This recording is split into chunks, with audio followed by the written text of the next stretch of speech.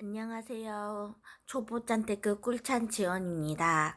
어, 오늘 저는 자랑을 하려고 동영상을 켜게 되었습니다. 어, 17일이 저희 신랑 월급날이거든요. 근데 저희는 사실은 돈을 열심히 모으면 그거를 막 한 달도 안 돼서 뭐 몇천만 원 모으면 막 다 써가지고 아예 보험식 적금으로 묶어놨어요. 언제부터인가 지금 한 6년 됐는데 5년 좀 넘었는데 처음엔 이제 500만 원씩 그거를 묶어놨거든요. 근데 이젠 조금 힘들어서 300만 원으로 바꿔놨는데 그 그래서 이제 기본적으로 뭐 나가는 병원비, 뭐 보험료, 그렇게 보험식 적금으로 나가는 거 요런 거를 빼면은 제가 이제 좀 타이트하게 묶어 놓으려고 어 150만 원에서 250만 원 정도 되는 월급이 조금씩 차이가 있더라고요. 그걸로 이제 짠테크를 하고 있는데 처음에는 돈을 안 쓰니까 그냥 모으는데 의의를 두자 하고 보험식 적금으로 묶어놨던 건데 살면서 목돈이 필요한 날들이 있더라고요. 정말 갑자기 이제 필요한 돈들이 그거를 생각을 못했던 거예요. 다 너무 타이트하게 막 적금으로 묶어놓으니까 그 진짜 돈이 필요할 때는 약관 대출을 받아서 제가 생활을 하더라고요. 근데 그 약관 대출이 생각보다 이자가 굉장히 비싸요. 그냥 만약에 통장에 넣어놨다면 그냥 필요할 때마다 써서 이렇게 그냥 이자만 손해보면 됐었을 텐데 이거는 뭐 약관 대출의 이자가 너무 비싸니까 여러 가지로 손해인 것 같아요. 저는 진짜 몰랐던 것 같아요. 물론 보험식 저금으로도 넣지만 조금의 여윳돈을 남겨놔서 이렇게 입출금이 자유로운 통장에도 돈을 조금씩 모아놨어야 되는데 비상금이라는 게 필요할 때가 있잖아요. 그 생각을 못하고 하다가 아무튼 요즘은 짠테크를 공부하면서 그 보험식 적금은 300만 원으로 줄고 이제는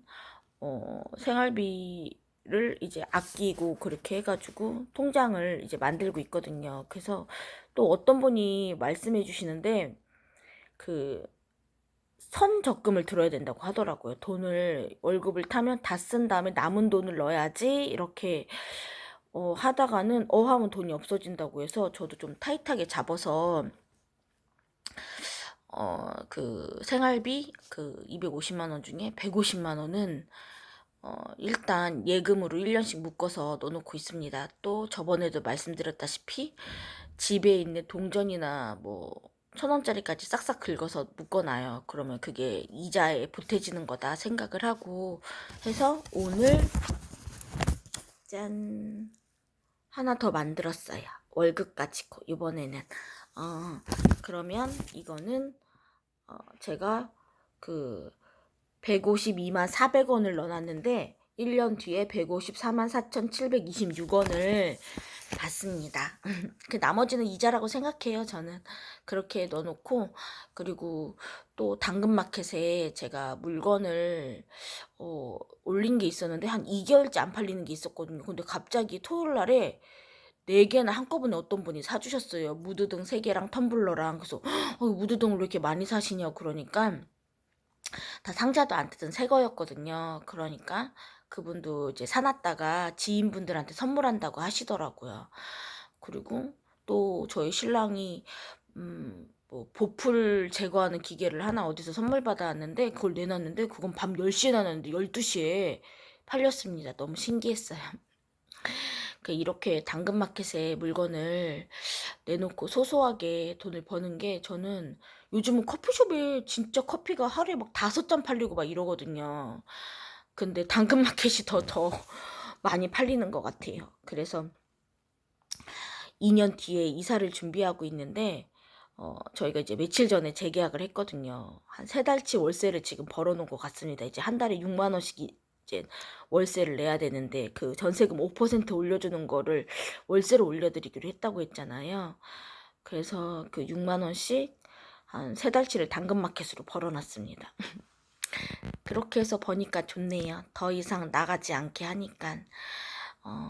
이렇게 소소한 게 모여. 그리고 제가 앱테크에 대한 것도 그 영상을 찍고 싶은데, 제가 하나 멤버스랑 오케이 캐시백이랑 그리고 엠브레인을 하고 있거든요. 저희 신랑 거는 L포인트 해가지고 하고 있고, 근데 이게 그 서울 오빠라고 블로그 사이트도 출석 체크를 하면 50원씩 준다고 그래서 했는데, 10,000원 이상 되면 통장으로 들어갈 수가 있대요. 그래서 열심히 해서 제가 10,000원이 되게 출석 체크를 했는데, 아, 이게 블로그 그 체험단을 한 번 이상 해야지 그 돈을 주더라고요. 근데 블로그 체험단이 저는 음, 그 선정이 안 되더라고요. 그래서 출석 체크에 재미가 없어졌습니다. 그런데 오케이 캐시백은 열심히 하면 막 1원씩, 3원씩, 5원씩 막 되거든요. 그거를 모아서 또 하나 멤버스로 옮길 수가 있어요. 그럼 100원 이상 되면 또 제 통장으로 넣을 수가 있거든요. 근데 이게 생각보다 많이 돼가지고 하루에 많게는 200원, 적게는 100원씩 저한테 저금이 되는 거예요. 이게 하나 멤버스랑 합쳐지니까.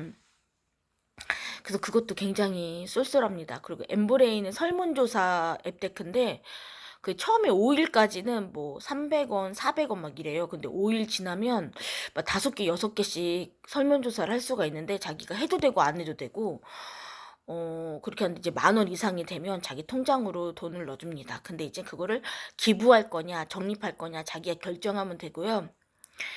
가끔 PC 버전으로 해야 된다고 뜰 때도 있어요. 그럼 핸드폰으로도 설문조사를 하지만, 그때는 그 노트북이나 컴퓨터로 설문조사를 하셔야 됩니다. 이거의 장점은 돈을 많이 받는다는 것과, 단점은 한 번 시작하면 그 중간에 멈추거나 뒤돌아가서 할 수는 없어요. 그러니까 굉장히 여유 있는 시간에 그거를 하셔야 될 것 같아요. 그래도 다른 거는 막 5원, 10원씩 주는 건데, 이거는 한꺼번에 뭐 몇백 원씩, 뭐 많게는 뭐 천몇백 원, 뭐 5,000원도 준대요. 전 아직 5,000원짜리 한 번도 만나본 적 없지만, 그러니까 굉장히 쏠쏠하고 좋은 것 같습니다. 근데 만약에 그 설문조사에 적합하지 않은 사람이라면 50원은 줘요. 50원. 50원을 적립해줘요. 그거 너무 신기한 것 같아요. 자, 그리고 제가 홈테크를 한번 검색을 해봤는데, 여러 가지 방법으로 기부하는 게, 제 것도 저희 신랑 거를 키면 나오더라고요. 부부라서. 근데 네이버 블로그에 글을 올리면 100원씩 적립을 해줘요. 그리고 그 기부하는 코너를 보면은 100원을 더 적립해줘서 하루에 200원을 적립받는데, 그거는 기부만 할 수 있거든요.